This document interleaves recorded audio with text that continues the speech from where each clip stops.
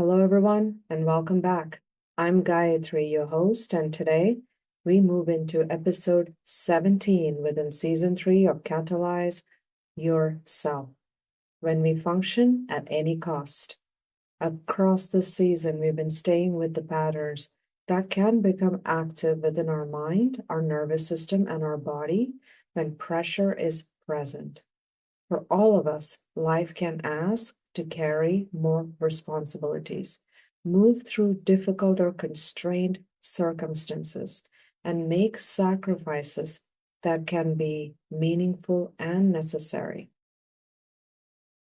In this episode, our focus is not to simply speak of how we continue when life is difficult. It's a little bit more specific. Today, we are staying with what happens when continued functioning becomes the one outcome within us that cannot be questioned. When everything that is required for us to preserve that functioning becomes irrelevant. The work must continue. The role must be fulfilled. The family must remain stable. The relationship cannot be disrupted. The income cannot stop. The care another person depends on cannot be interrupted. Each of these can carry real meaning and real consequences. And once any of them becomes internally non-negotiable, our attention can shift away from asking what this continued functioning is requiring from us and towards another one. How do we keep it going? And this is where our functioning in itself can become separated from our discernment. We may be still thinking clearly enough to perform.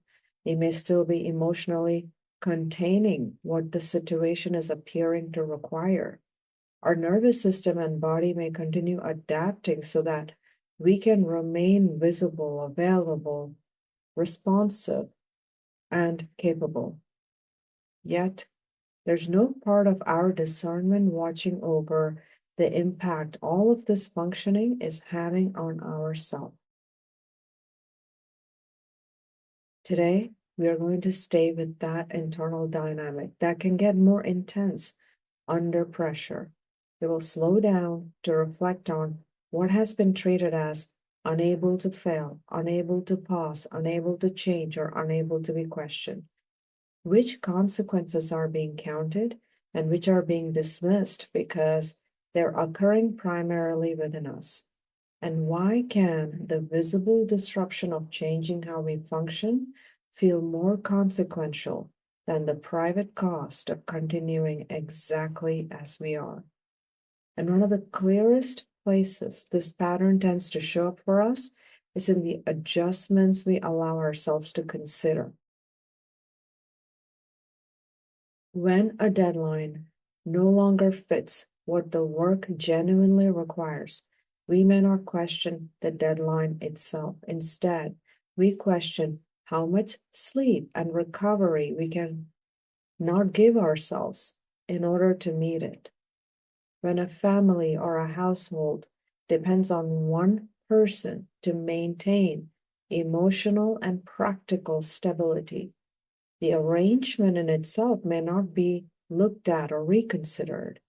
And the same person just continues to be more available, more prepared, and more accommodating, and less able to express what carrying that stability is asking from them. When a role we have continues asking more than our capacity, we may not question the role, the distribution of responsibilities, or the standard that is even being applied. We ask, how can we become more efficient, more resilient, less affected, and increasingly capable of carrying what has not been redistributed?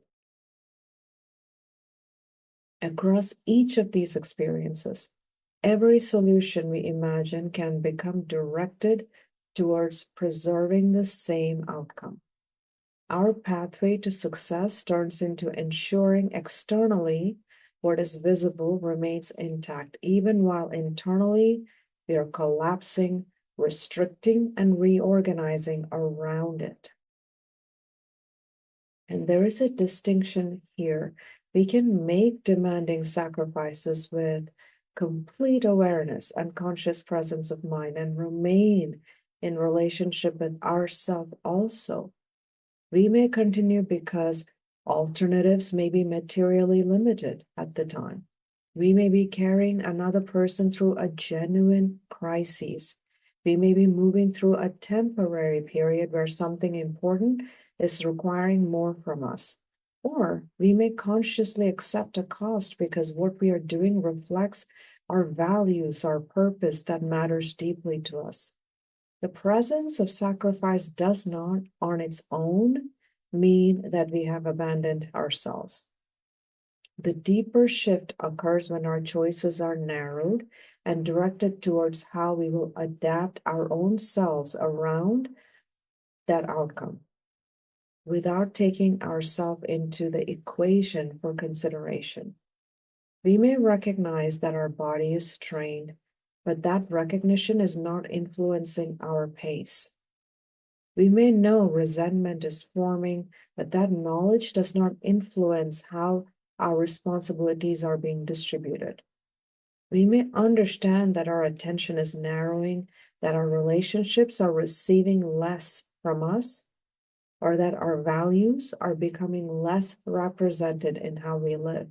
And still, none of those consequences are considered within our discernment to alter how we continue. The cost may be visible, yet it is treated as something to manage around the protected outcome rather than information that could ask the outcome, the role, the arrangement itself to change. And this creates a condition of awareness without influence on our ability to be our best. Our awareness can tell us what is happening. Our body can communicate stress to us in so many ways. Our emotions can carry grief, anger, fear, resentment, disconnection. Our cognition can see the pattern.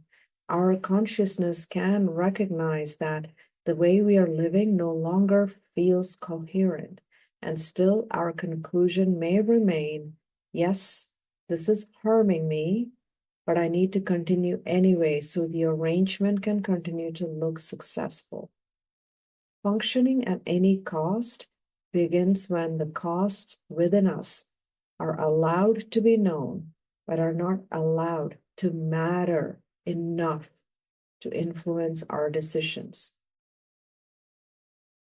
And this is also why this pattern can remain in place for a very long time. Our continued functioning becomes evidence that the arrangement is working. Others may interpret it as capacity, consent, availability, or agreement. We may interpret it as proof that we can continue just as it is. And the more capable we are of absorbing the cost without interrupting the outcome, the less reason the external world has to question what preserving that outcome is requiring from us. The work, the role, the expectation, the structure remains fixed, while we become the only part of the arrangement that is expected to flux. Functioning at any cost is not about how hard we are working, how much we are carrying, or how long we have continued carrying it. It is about what we have decided cannot be allowed to change. And whether our mind, nervous system, body, values, relationship, and connection to self have become the only acceptable place for every cost to be paid. And to understand how this conditioned pattern forms, we must first become very precise about what our functioning means and what the cost of it all means for us. Our functioning in our day-to-day lives is not only about our productivity, performance, or our ability to complete a task. It also includes our ability to remain engaged with life and continue meeting what life is asking of us. Our ability to think, decide, communicate, care for others, work, plan, respond, maintain relationship, fulfill responsibilities, and keep all the practical parts of our life moving. And every part of that functioning is supported by the whole of our self. Our cognition is interpreting what is happening, organizing information, anticipating what may be needed, and determining what to do next. Our emotions are communicating what our experiences mean to us, what matters, what feels aligned, what feels threatened, and what may need our attention. Our consciousness is helping us remain aware of our values, our beliefs, our purpose, our inner truth, and the deeper patterns that may be influencing how we are responding. Our nervous system is continuously reading conditions around us and within us, determining whether we are safe enough to remain open and reflective, or whether we need to become closed, contained, protective, vigilant.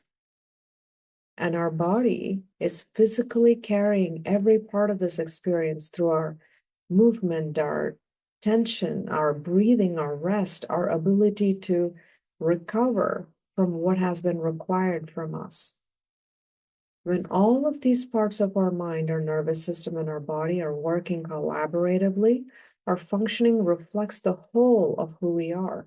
We are participating in it with enough conscious presence of mind to recognize what we think, what we feel, what we value, and how we want to express ourselves while we move through it. However, when we are under pressure and not operating with an integrated and aligned mind, we can continue while inflicting a cost on ourselves. Our cognitive functioning can become focused almost exclusively on execution. We can continue responding even when our emotions have been contained so tightly that the information is not influencing our choices. We can continue fulfilling a role even when all three layers of our consciousness are not integrated within our mind to feed our discernment. Our conscious layer can remain focused on what must be handled now. Our subconscious can move in with conditioned adaptations that have preserved stability before.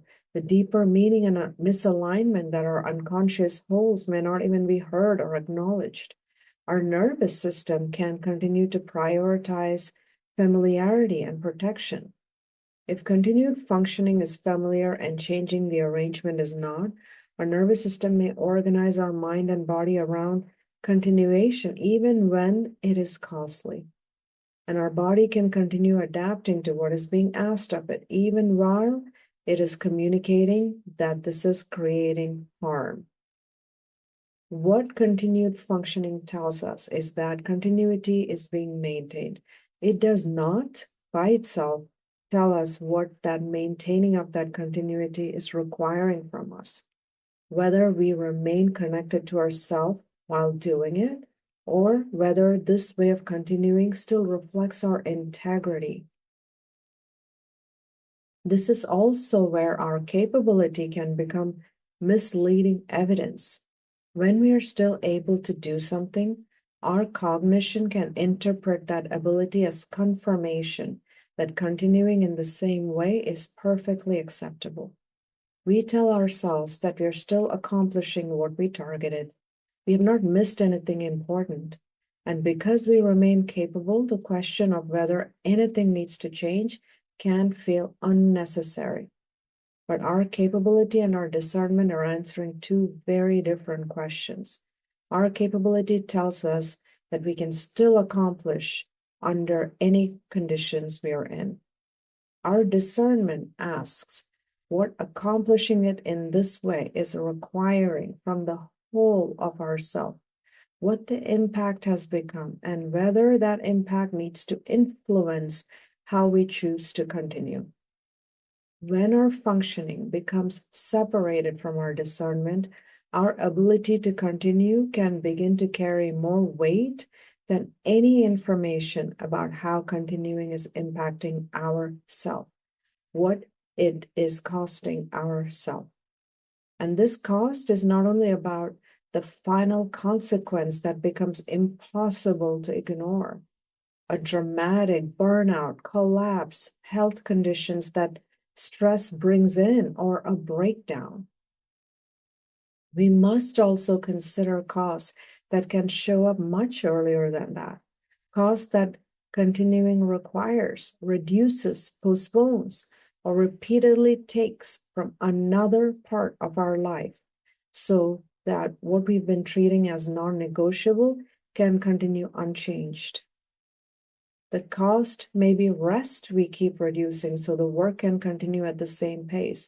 It may be emotional information we keep shutting down because acknowledging it will require a conversation or a change in how it is being carried.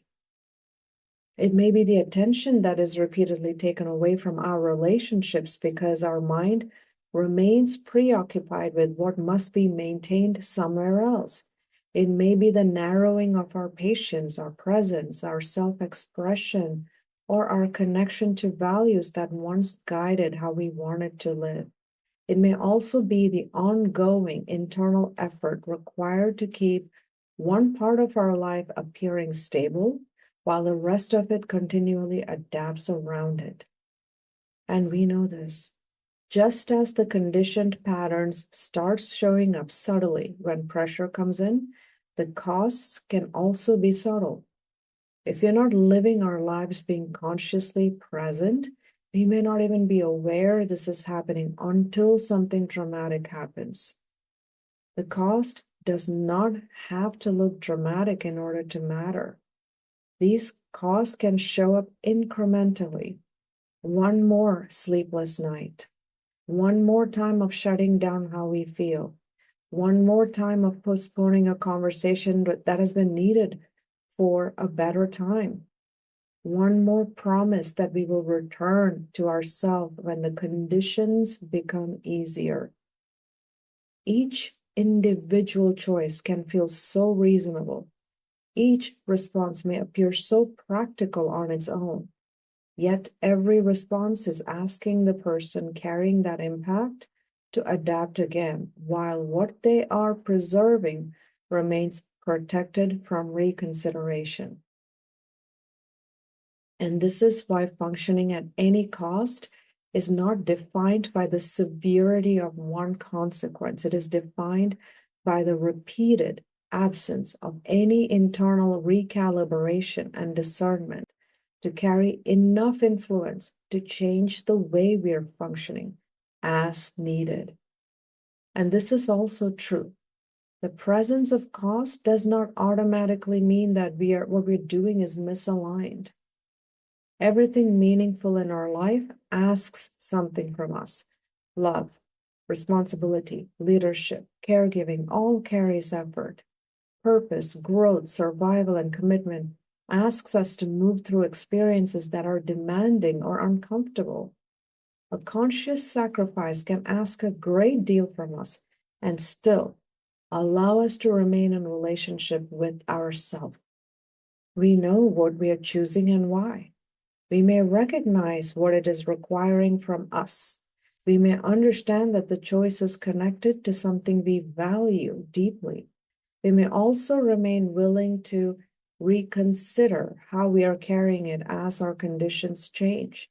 Even when our choices are materially constrained and we cannot immediately alter what is required, we can still recognize the cost as real. We can understand that necessity does not make our impact irrelevant. We can remain aware that what we are carrying is a response to present circumstances rather than a permanent measure of what we are expected to endure. So the distinction is whether the cost is being considered by our discernment. Does what this way of continuing is requiring from us have enough meaning to influence our pace, our participation, our expectations, our support, or the way responsibility is being carried? Functioning at any cost begins when those questions no longer meaningfully participate in our choices, and our return back to functioning with conscious presence of mind. begins when the information they carry is allowed consideration by our discernment. And this is what I mean when I speak about prioritizing ourselves. It does not mean that we make our comfort the only consideration. It does not mean that our responsibilities, our relationships, our commitments, or the real consequences of changing how we function no longer matter. It does not mean that every experience of difficulty or stress or strain becomes an instruction to stop. Prioritizing ourself means that we are consciously participating in our discernment. The impact of our mind matters. The information within our emotion matters. What our consciousness is recognizing matters. What our nervous system has learned to protect matters. What our body is carrying matters. And what we value, believe, and know to be true about ourselves matters. An integrated mind does not ask us to choose between our external responsibilities and our internal experiences. It brings both into the same discernment equation. It allows us to hold the reality that stopping or changing may carry a cost, while continuing in the same way may also carry a cost. It does not pretend that every choice available to us will be free of difficulty, discomfort, sacrifice, or consequence. Instead, it allows us to consider which cost we are consciously choosing, why we are choosing it, what it is preserving, and whether the choice remains aligned with the whole of who we are. And when we look at this through the lens of the SIRE model, our return to conscious presence can look like self-reflection, helping us recognize when a conscious sacrifice has become a conditioned pattern, and return the cost of our functioning to our present discernment. Self-awareness, allowing us to see what our way of functioning is requiring from our mind, nervous system, body, relationships, and our connection to ourself. Our self-inspiration, reconnecting us with our values, our beliefs, our purpose, our inner truth, so they can fully participate in our discernment. Our self-regulation, supporting our choice of our integrated mind, and rather than helping us suppress our signals so we can continue unchanged. And our self-expression, allowing our discernment to guide how we communicate, how we participate, set our pace, and choose to function. And now we have reached the close of today's episode. Today we stayed with what happens when continued functioning becomes the one outcome we can no longer allow ourselves to question, while the cost of maintaining it is repeatedly absorbed within ourselves. We spend time on how love, responsibility, survival, leadership, caregiving, commitment, and purpose can all ask something meaningful from us. We can consciously accept a difficult cost and still remain connected to ourself. The distinction is whether that cost is allowed into our discernment. When we function at any cost, we may recognize that our body is strained, our emotions are carrying resentment or disconnection, our relationships are receiving less of us, or our values are becoming less represented in how we live. Yet none of that information is given enough influence to change our pace, our participation, our expectations, or how the responsibility is being carried. And our return to conscious presence does not mean every responsibility disappears or every difficult circumstance can immediately change. It means our self is restored to the equation of consideration. What our cognition understands matters. What our emotions are communicating matters. What all three layers of our consciousness are bringing into awareness matters. What our nervous system has learned to protect matters. What our body is carrying matters. And our values, our beliefs, our purpose, and inner truths matter. And all of that information is allowed into integrated discernment, we may still choose to continue. We may still choose to sacrifice. We may still recognize that our present circumstances limit what can change, but we are no longer continuing without consideration of ourself. We understand what we are choosing, why we are choosing it, what it is preserving, and what it is requiring from us.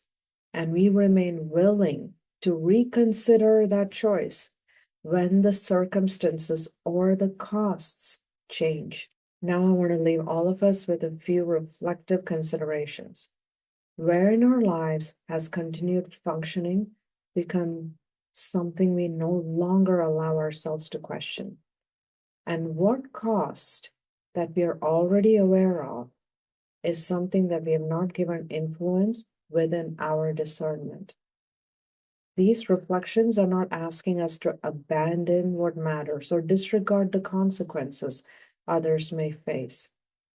They're simply asking us to notice whether the whole of ourself remains present in determining how we continue. And if today's conversation resonated, I would invite you to share your reflections through the platforms where you're listening from. And please do share with anyone you feel will find value in our work here. And in our next episode, we will move into episode 18, when our capacity gets ignored. We will stay with a different part of our experience under pressure and explore what our capacity is communicating and what can happen when that information is mishandled or misunderstood in our choices. Thank you for joining me today. I'm Gayathri, your host, and I'm so grateful for the space we continue to share together. Until next time, let us continue strengthening our mind so we can stay steady under pressure and allow our whole integrated self to participate in how we function in our lives.